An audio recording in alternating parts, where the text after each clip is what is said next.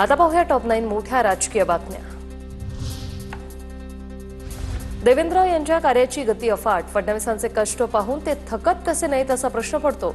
महाजनांच्या संकल्पनेतून साकारलेल्या महाराष्ट्र नायक या पुस्तकात शरद पवारांकडून गौरवोद्गार।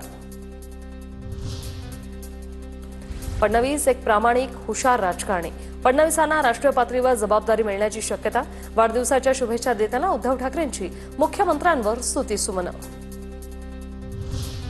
देवेंद्र फडणवीसांनी मानले उद्धव ठाकरे आणि शरद पवारांचे आभार। पवार मोठे नेते आहेत, त्यांनी शुभेच्छा दिल्याबद्दल फडणवीसांनी मानले आभार। त्याचा आभारी आहे। महाराष्ट्रामध्ये आपण सगळे वैचारिक विरोधक आहोत, कोणीच कोणाचा शत्रू नाही आहे। त्याच्यामुळे त्यांनी दिलेल्या शुभेच्छांबद्दल मी त्यांचे आभार व्यक्त करतो। मुख्यमंत्री फडणवीसांच्या वाढदिवसानिमित्त गडचिरोलीत कार्यक्रम, फडणवीसांच्या हस्ते विविध विकास कामांचं उद्घाटन आणि भूमिपूजन।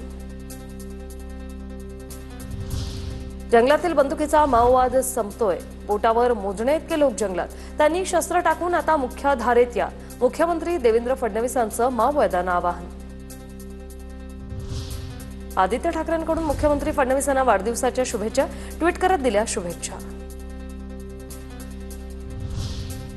प्रफुल्ल लोढा हा छोटा मासा, मोठा मासा मंत्रिमंडळात बसलाय, महाराष्ट्राच्या राजकारणाचा कोटा झालाय आणि हमीदाबाई दिल्लीत बसलीय, संजय राऊतांचा हल्लाबोल।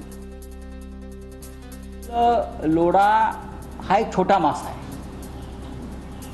मोठा मासा मंत्रिमंडळात आहे। माझं इतकंच म्हणणं आहे, पोलीस तपासात या गोष्टी बाहेर यायला पाहिजे। हनी ट्रॅप प्रकरणातला आरोपी प्रफुल्ल लोढा विरोधात बावधन पोलीस ठाण्यात बलात्काराचा गुन्हा दाखल, पतीला नोकरी देतो असं सांगून इच्छेविरुद्ध शारीरिक संबंध ठेवल्याचा आरोप। गृहराज्यमंत्र्यांच्या आईच्या नावानं डान्स बारचे सर्व नियम तुडवले गेले, त्यांच्यावर कारवाई कोण करणार? अनिल परवांकडून मुख्यमंत्र्यांकडे योगेश कदमांच्या राजीनाम्याची मागणी।